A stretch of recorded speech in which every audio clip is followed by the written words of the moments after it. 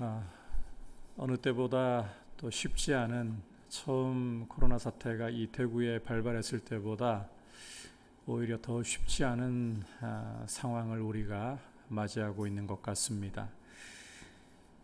지금 우리 한국 교회는 어느 때보다도 올바른 교회론이 필요한 시기를 맞고 있다고 봅니다. 왜냐하면 한국 교회가 지금 세상으로부터 사방으로부터 엄청난 지탄을 받고 있기 때문입니다. 과거에는 교회가 세상의 욕을 먹는 이유가 다르다는 것 때문이었습니다. 처음 복음이 이 땅에 들어올 때만 해도 선교사님들을 가리켜서 양귀자라고, 서양 귀신이라고, 그리고 서양 종교라고 다르다는 이유 때문에 세상은 교회를 욕했습니다. 그리고 그런 흐름이 줄곧 이어져 왔습니다. 하지만 이 밀레니엄을 기점으로 해서는 확연하게 그런 분위기가 바뀌고 있는 것 같습니다. 이제는 교회가 다르기 때문에 세상이 교회를 비난하는 것이 아닙니다. 교회가 교회답지 않기 때문에 세상이 교회를 비난하고 지탄하고 있습니다. 다시 말해서 우리에게 참된 교회론이 없다는 말입니다. 우리 삶을 제대로 움직여주고 우리를 교회답게, 성도답게 만들어주는 참된 교회론의 부재가 오늘 우리 한국 교회에 이런 현실을 낳았다고 해도 과언이 아닌 것 같습니다. 이와 같은 때에 이 올바른 교회론에 대해서 살펴볼 수 있다는 게 참 중요한 일인 것 같고, 우리가 이 에베소서 말씀을 통해서 교회에 대한 말씀을 묵상하고 또 귀 기울일 수 있다는 것이 의미심장한 일이 아닐 수가 없습니다. 지난 시간 이 에베소서의 문안 인사를 통해서 바울이 자신을 어떻게 소개하는가, 그리고 수신자인 이 에베소 교회에 대해서 어떻게 말씀하는가 함께 귀를 기울였습니다. 오늘은 이제 본격적으로 에베소서의 내용으로 들어가서 이 교회의 사활이 걸려있는 가장 근본적이고 중요한 진리에 대해서, 구원의 은혜에 대해서 함께 말씀에 귀를 기울이는 시간을 가지려고 합니다. 특별히 이 예정과 선택에 대한 말씀을 통해서 우리에게 주시는 하나님의 음성을 들으면서 우리가 이 교회론에 대해서 이 뿌리부터 다시 한번 점검하면서 하나님이 말씀하시는 교회론을 제대로 좀 에베소서를 통해서 세워갈 수 있기를 바랍니다. 자, 먼저 오늘 말씀을 통해서 구원에 대해서, 특히 이 예정과 선택에 대해서 살펴볼 첫 번째는 찬송의 이유에 대한 것입니다. 찬송의 이유. 자, 3절을 보시면 바울은 문안 인사를 마치기가 무섭게 찬송하리로다, 하나님께 찬송을 터뜨리고 있습니다. 따로 우리 귀에 들리지는 않지만 큰 소리로 찬송하리로다, 하나님을 이렇게 찬송한다고 보셔도 무방합니다. 바울처럼 교회는 하나님을 찬송해야 합니다. 온 마음과 정성과 힘을 다해서 하나님을 찬송해야 합니다. 자, 왜 하나님을 찬송해야 하는가? 그 이유를 3절 계속 이어서 이렇게 말씀하고 있습니다. 우리 하나님부터 같이 3절 말씀 보도록 하겠습니다. 시작. 하나님 곧 우리 주 예수 그리스도의 아버지께서 그리스도 안에서 하늘에 속한 모든 신령한 복을 우리에게 주시되. 자, 바울은 찬송의 이유가 하나님 곧 우리 주 예수 그리스도의 아버지께서 우리에게, 성도에게, 교회에게 복을 주셨기 때문이라고 외치고 있습니다. 참고로 원문에 따르면 이 복은 장차 앞으로 주실 것이 아니라 이미 주신 것이다. 이미 우리에게 복을 주셨다.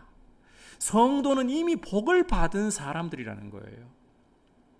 자, 그렇다면 어떠한 복을 주셨는가? 바울은 이 복을 가리켜서 하늘에 속한 신령한 복이라고 말씀하고 있습니다.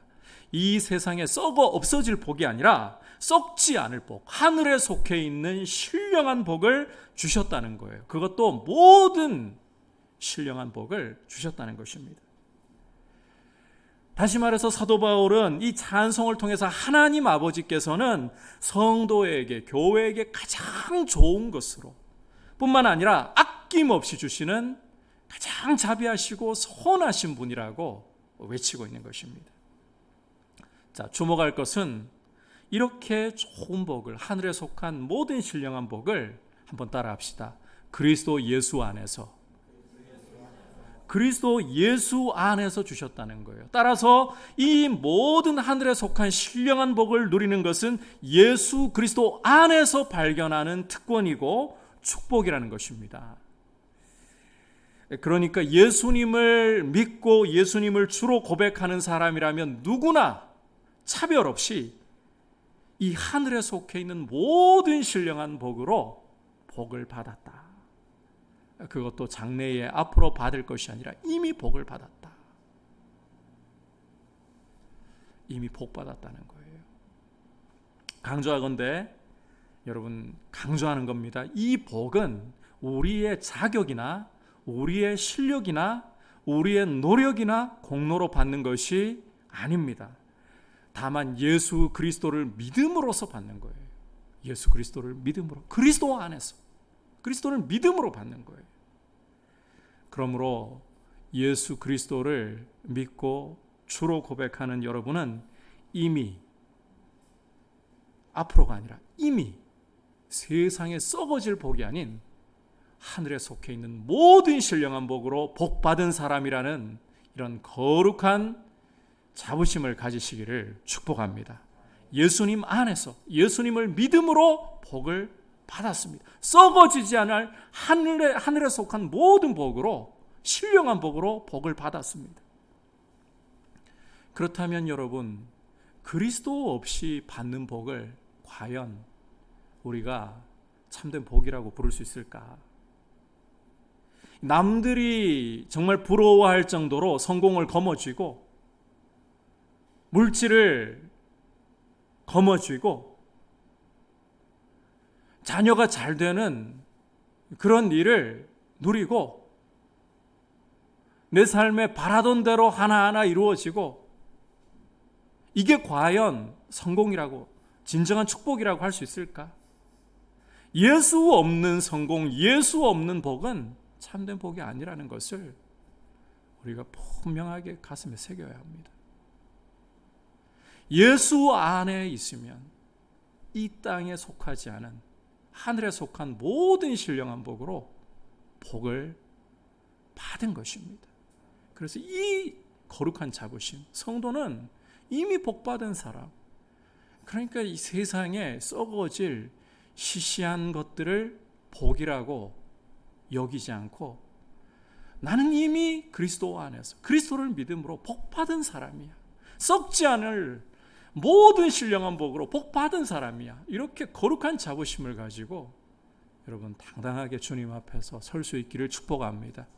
이러한 복을 주셨기 때문에 성도는, 교회는 하나님을 찬송할 마땅한 이유를 가지고 있다는 거예요.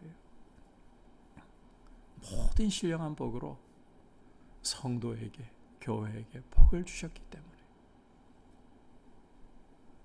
여러분, 우리 안에 하나님을 향한 찬송이 풍성하게 터져 나올 수 있기를 축복합니다. 사도 바울처럼 하나님을 찬송할 이유가 있습니다. 하나님 아버지께서 그리스도 예수 안에서 이미 성도에게 하늘에 속한 모든 신령한 복으로 복을 주셨기 때문에 우리는 복받은 사람들, 썩어지지 않을 복을 받은 사람들이기 때문에 이 사실 꼭 붙드셔야 돼요. 자, 그렇다면 계속해서 이 신령한 복이라는 것이 하나님 아버지께서 아낌없이 주신 이 신령한 복이라는 것이 무엇을 구체적으로 가리키는 것인가? 자, 함께 우리가 4절 5절 읽으면서 확인하겠습니다. 같이 4절 5절 말씀 보겠습니다. 시작. 곧 창세전에 그리스도 안에서 우리를 택하사 우리로 사랑 안에서 그 앞에 거룩하고 흠이 없게 하시려고 그 기쁘신 뜻대로 우리를 예정하사 예수 그리스도로 말미암아 자기의 아들들이 되게 하셨으니. 자, 바울은 이제 하늘에 속해 있는 모든 신령한 복을 구체적으로 설명하면서 그 복은 바로 한번 따라합시다. 선택이라고 말씀하고 있습니다. 수많은 죄인들 가운데에서 예수 믿는 우리를 선택하셨다는 거예요. 나를 선택하셨다. 오해 마시기를 바랍니다. 우리가 예수님을 믿었기 때문에 선택을 하신 게 아닙니다. 그와 달리 바울은 창세 전에, 세상이 창조되기도 전에 하나님이 우리를 선택하셨다라고 말씀하고 있습니다. 그러니까 이 선택은 5절 말씀에서 보듯이 미리 정하신 것이라는 말이에요. 미리 정하셨다. 예수 믿는 것을 보시고 그때서야 비로소 그래, 네가 하는 걸 보니까 참 좋구나, 너는 내가 선택해서, 이렇게 하신 게 아니라는 거예요. 우리가 구원을 얻고 하나님의 자녀되는 것이 겉으로 볼 때는 예수님을 우리가 먼저 믿었기 때문인 것처럼 보입니다. 하지만 그게 우리를 선택하신 이유가 아니라 실제로는 창세 전에 하나님이 그 기쁘신 뜻을 따라서 우리를 예정하시고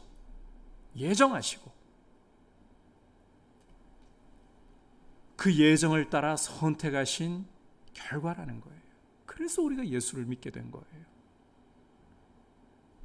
거듭 강조하지만 우리의 자격이나 실력을 보고 우리의 노력이나 우리의 공로를 보고 선택하신 것이 아니라 하나님의 기쁘신 뜻대로, 하나님이 기뻐하시는 뜻대로 우리를 예정하신 거예요. 그리고 수많은 사람들 중에 우리를 선택하신 거예요. 따라서 이 복을 가리켜서, 이 예정과 선택을 가리켜서 6절에서는 우리에게 거저 주시는 것이다, 그의 은혜이다, 이렇게 묘사를 하는 것입니다. 그렇다면 여러분, 이 우리를 예정하시고 선택하신 것은 어떤 말로도 설명할 수 없는 신비라고 밖에는 더 이상 할 말이 없습니다. 신비입니다. 하나님이 기뻐하신다는 것 외에, 그 외에는 어떤 말로도 설명할 수 없고 우리의 머리로는 도저히 이해할 수 없는 신비라는 거예요. 신비. 왜 우리같이 허물과 죄로 죽었고 이 세상의 풍조를 따르고 공중권세에 잡은 저 마귀를 따르고 또 우리 육체의 욕심을 따라서 하나님을 반역한 이런 죄인들을 아들들로 예정하시고 선택하신 것인지, 이것은 이해를 초월해버리는 신비이고, 이 신비라는 말 외에는 더 이상 설명할 수 있는 어떤 용어도 없습니다. 주목할 것은 이런 하나님의 기쁘신 뜻을 따라서 예정하시고 선택하는 것 역시 그리스도 안에서 이루어진다는 거예요.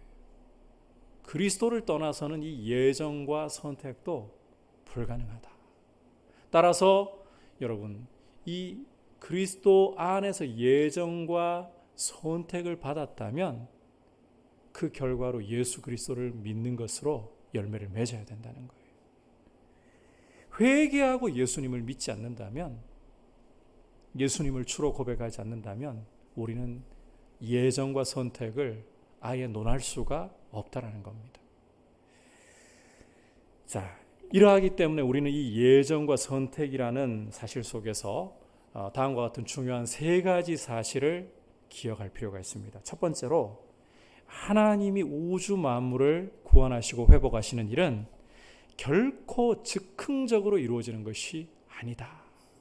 하나님이 이 구원하시고 또 만물을 회복하시는 이런 일은 결코 즉흥적으로 이루어질 수 있는 것이 아니다.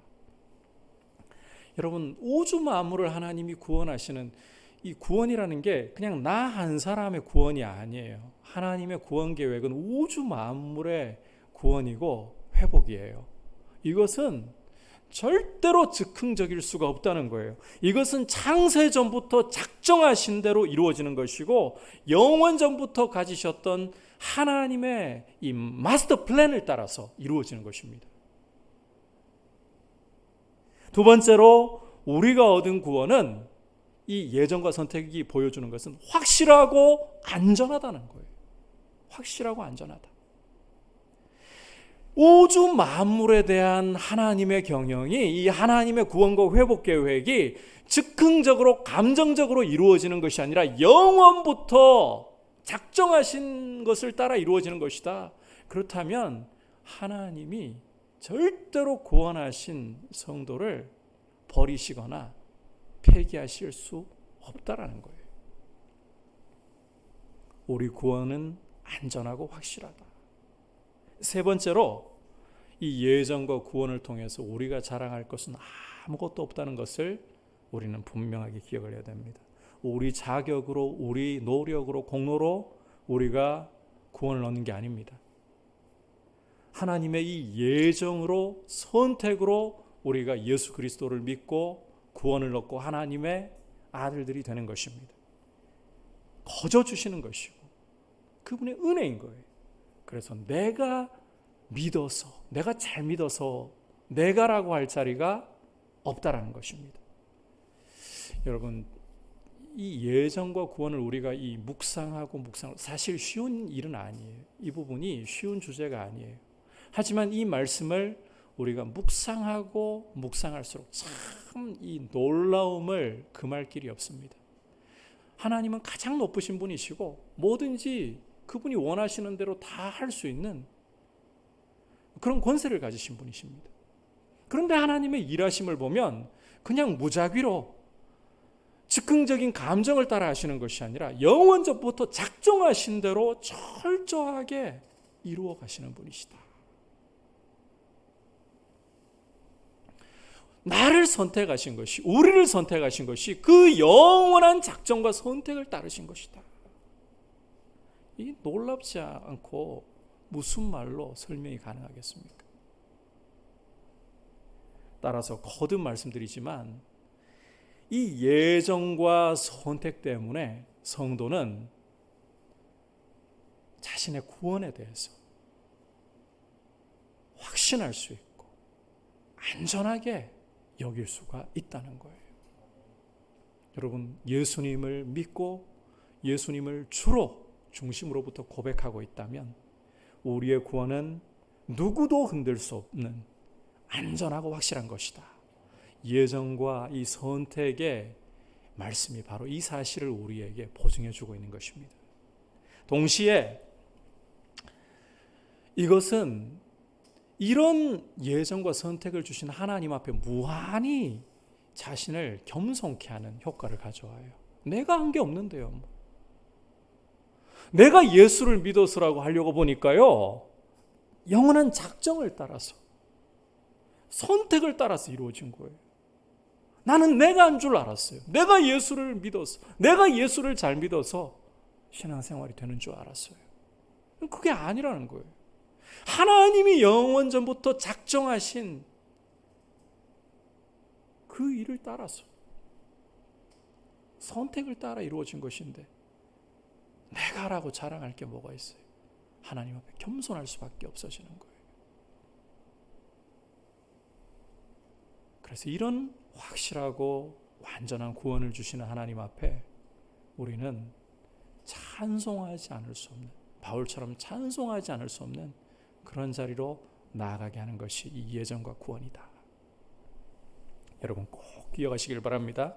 우리가 예수님을 믿고 구원을 얻은 것, 우리가 예수님을 믿어서 죄사함 받고 의롭다 거룩하다 함을 얻고 하나님의 자녀가 된 것은 나의 공로, 나의 자격 아닙니다. 하나님의 영원한 작정을 따라서, 그분의 선택하심을 따라서 그 열매로 내가 예수님을 회개하고 믿게 된 것입니다. 그러므로 하나님만을 높일 수 있기를 축복합니다.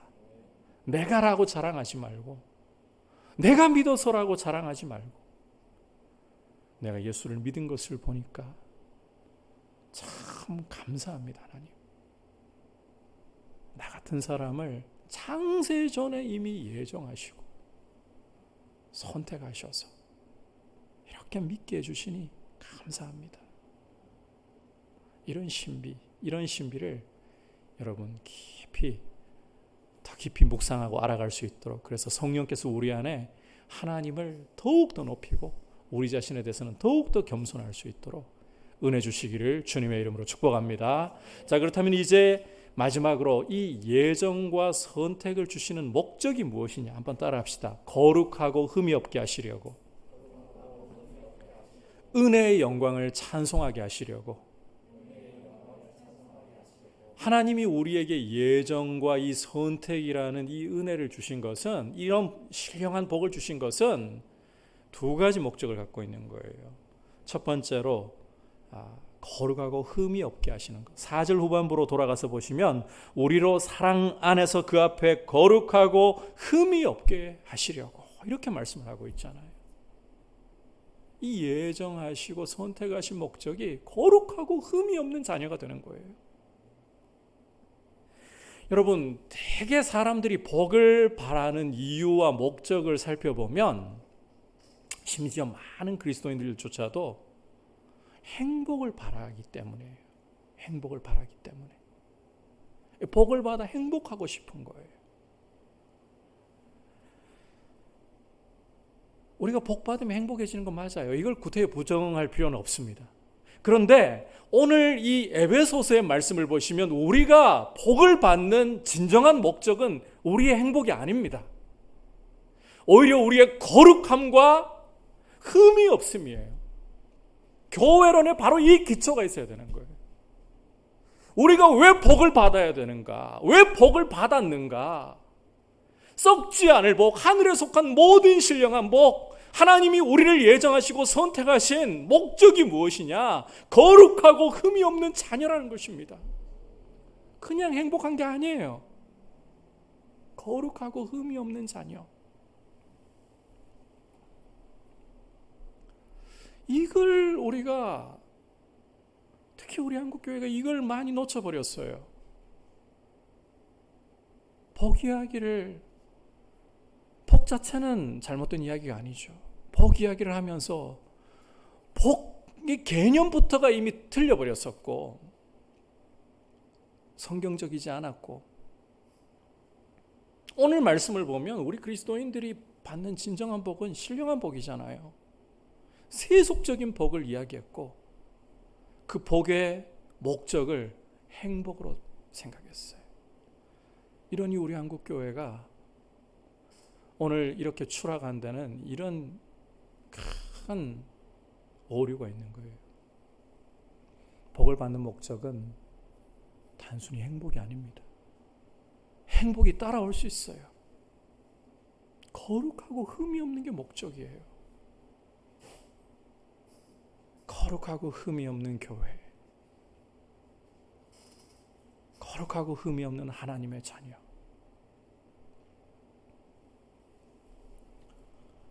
여러분, 우리가 이 목적을 다시 한번 회복할 수 있기를 축복합니다. 우리 한국교회가 지금 우리는 할 말이 없습니다. 이게 세상 잘못 하나도 없어요. 하나님이 교회를 이만큼 낮추셔가지고 우리가 성경 역사를 읽어보면 교회가 낮아질 대로 낮아져서 세상에게 짓밟히는 것은 세상의 잘못이 아닙니다. 교회의 잘못입니다. 교회가 교회답지 못했기 때문에 하나님이 세상을 들어서 교회를 밝게 하신 거예요. 특히 우리 한국교회는 이 부분에서 큰 잘못을 저질렀어요. 하늘에 속한 신령한 복이 아니라 세상 복을 추구했어요. 복의 목적을 거룩하고 흠이 없는 데 두지 않았어요. 행복한 데 뒀어요. 거룩하고 흠이 없는 자녀. 이게 얼마나 멋있는 일입니까? 세상은 이걸 몰라요. 세상은 따라올 수 없는 그런 놀라운 신분이고, 이게 교회가 가질 수 있는 얼마나 영광스러운 특권인데요. 거룩하고 흠이 없는 자녀. 여러분, 이렇게 거룩하고 흠이 없기를 우리가 사모할 수 있기를 바랍니다. 행복하려고 하기보다 거룩하고 흠이 없기를 원합니다. 하나님 앞에 우리가 이걸 구할 수 있기를 축복합니다. 그리고 이렇게 거룩하고 흠이 없기 위해서는 4절 후반부에서 보여주듯이 사랑 안에서 하나님의 사랑을 계속 우리가 묵상해야 돼요. 하나님이 나를 어떻게 사랑하시는가? 창세전부터 그 영원한 작정대로 나를 선택하시고 독생자 아끼지 않고 주셔서 나를 사랑하신 그 사랑이 나를 잡아야 돼요. 거룩하고 흠이 없는 것은 내 실력으로 이루어가는 것이 아니라 이 사랑에 우리가 집중하고 사랑에 매일 때 이루어져가는 놀라운 결과입니다. 하나님의 사랑을 계속 묵상할 수 있기를 바랍니다. 십자가의 사랑을 붙드시기를 바랍니다. 그게 거룩함과 흠이 없는 이런 모습의 동력이 되는 거예요. 아울러서 이와 같은 예정과 선택은 또 한 가지 중요한 목적을 가진다는 것을 기억하십시오. 6절 다 함께 한 목소리로 읽도록 하겠습니다. 시작. 이는 그가 사랑하시는 자 안에서 우리에게 거저 주시는 바 그의 은혜의 영광을 찬송하게 하려는 것이라. 그의 은혜의 영광을 찬송하게 하려는 것이라.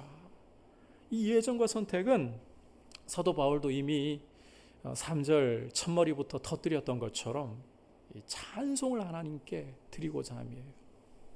성도는 하나님을 찬송하도록, 그 은혜의 영광을 찬송하도록 부르심을 받은 사람들입니다. 이사야 43장 21절에 귀를 기울여 보시기를 바랍니다. 함께 말씀 읽어보도록 할까요? 시작. 이 백성은 내가 나를 위하여 지었나니 나를 찬송하게 하려 함이라. 자, 여기 말씀하고 있는 찬송은 신약적으로 보자면 요한계시록에서 보여주듯이 어린 양의 피로 구원 얻은 성도만이 부를 수 있는 새 노래를 가리키는 거예요. 새 노래. 그리고 앞서 말한 이 예정과 선택의 목적인 거룩하고 흠없는 모습과 이게 서로 결부되어 있어요. 서로 맞물려 있는 거예요. 거룩하고 흠이 없는 모습을 동반하지 않는다면, 이런 모습으로 우리가 계속해서 주님 앞에 서는 날까지 자라가지 않는다면 새 노래는 결코 새 노래답게 될 수가 없습니다. 하나님의 은혜의 영광을 찬송하는 가장 아름다운 찬송 중의 찬송다운 찬송은 이 예정하시고 선택하신 목적대로 거룩하고 흠이 없는 자녀가 되는 것과 맞물려 있는 거예요. 단지 말과 목소리만의 찬양이 아닌 거룩하고 흠이 없는 자녀, 그런 우리의 존재가 변화되어 가는 것, 이게 삶의 찬송이야말로 하나님이 가장 기뻐 받으실 찬송이에요. 우리가 부족함이 다 있다는 거 인정하죠. 아무리 몸부림치고 노력해도 또 넘어질 수 있고 죄를 지을 수 있다는 것도 인정하죠. 그럼에도 불구하고 아버지께서 나를 사랑하신 그 사랑, 예수 그리스도께서 나를 위해 십자가에 자신을 내어주신 그 은혜, 그리고 이런 질그릇 같은 나에게 성령님이 오셔서 성전 삼아주시고 머물러 주신다. 이거 얼마나 영광인가요? 큰 영광이잖아요. 내 안에 하나님이 계신다.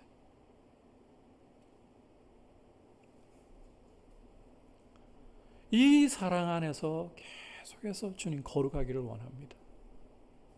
흠이 없기를 원합니다.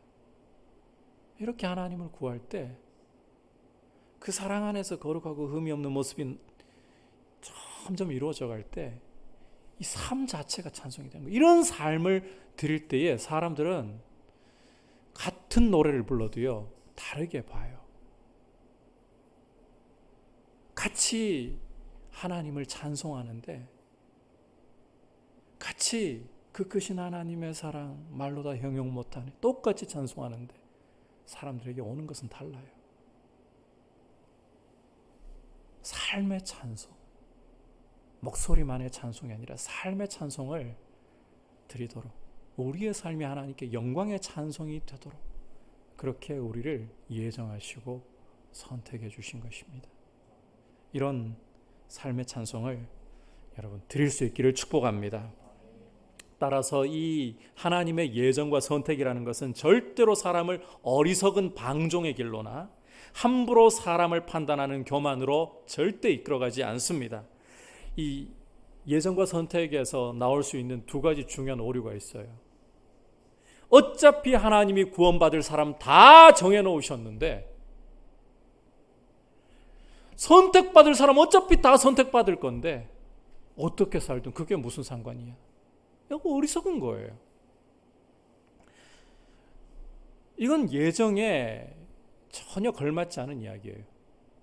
또 감히 누구를 가리켜서 함부로 선택받았다, 선택받지 않았다 이런 판단의 손가락을 펴는 것도 예정과 선택과 전혀 관계없는 일이에요. 오류예요. 이 두 가지 오류를 피해야 돼요.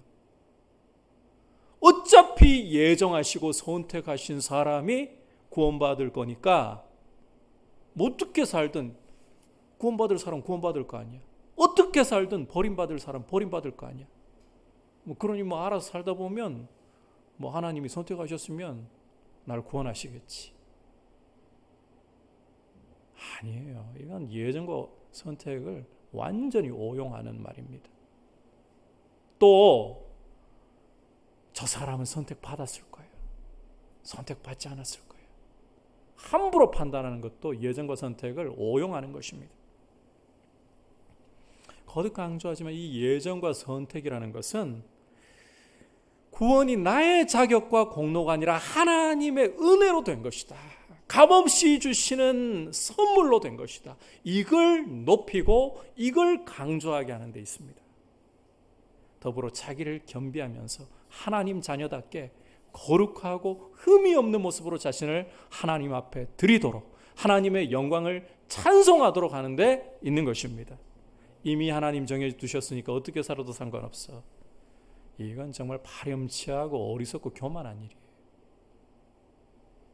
여러분 거듭 강조하지만 행복조차도 예정과 선택의 목적이 아닙니다. 거룩하고 흠이 없는 자녀가 되는 것. 우리 삶이 하나님의 찬송이 되게 하는 것. 이게 바로 예정하시고 선택하셔서 자녀 삼아주신 중요한 이유입니다.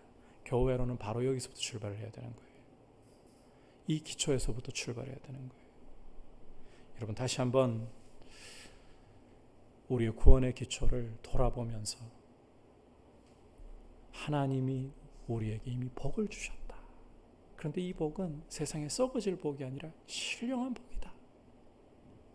그리고 이 복이라는 것은 예정과 구원인데 이걸 통해서 우리를 거룩하고 흠없는 자녀 되기를 원하고 계신다.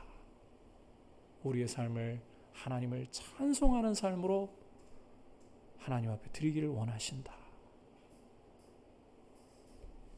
이 기초 위에서 교회론을 잘 세워가면서 교회다운 교회 모습으로, 교회다운 교회의 모습이라는 것은 성도다운 성도의 모습을 이야기하는 거예요. 교회와 성도를 분리시키면 안 돼요. 교회는 건물이 아닙니다. 교회는 예수 믿는 우리입니다. 사람입니다. 이렇게 이야기를 해도 자꾸 놓치시는 분들이 있더라고요. 우리가 이 구원의 기초 위에, 이 예정과 선택의 기초 위에 제대로 서 있고 우리 자신을 겸비하면서 하나님을 높이면서 거룩하고 흠이 없게 하나님을 찬송하는 모습으로 나아가는 것이 교회론의 출발입니다. 이런 제대로 된 출발을 해야 교회가 이상한 데로 빠지지 않아요.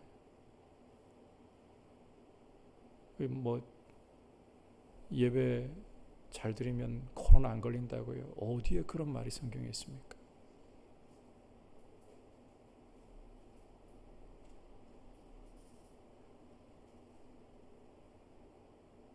지금 정부가 방역하는 게 음모라고요. 지금 온 나라가 엉망이 되어버렸지 않습니까? 이 다 교회론의 문제예요. 교회론의. 올바른 구원의 기초 위에서 교회론을 제대로 세워가고 거룩하고 흠이 없는 하나님께 찬송을 드리는 그런 사람이 되는 게 이게 교회론의 출발입니다. 사람이 교회론의 출발입니다. 제대로 된 사람. 그렇게 우리 자신을 하나님 앞에 드리기를 축복합니다. 오늘 사도 바울이 에베소서를 기록하면서 시작부터 찬송 터뜨리는 모습을 우리가 보았습니다. 그 이유는 하나님 아버지께서 성도에게 하늘에 속한 모든 신령한 복을 주셨기 때문이다. 그 모든 신령한 복이라는 것은 바로 우리를 창세전에 예정하시고 자녀로 선택하신 것이다.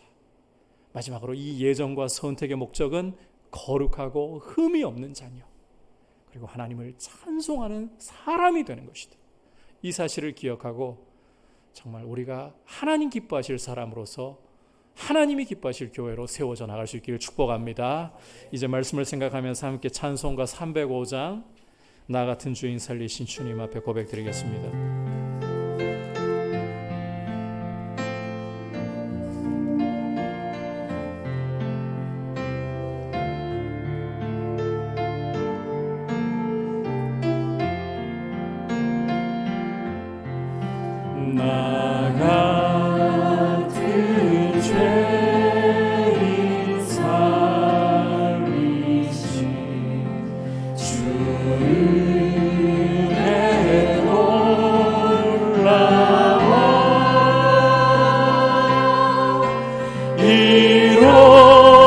이로던 생명 찾았고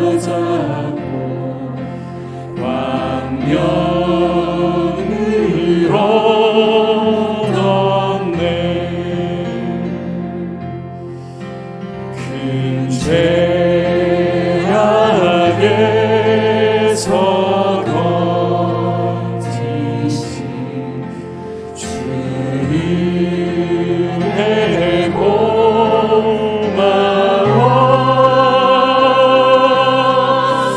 나 처음 믿은 그 시간 귀한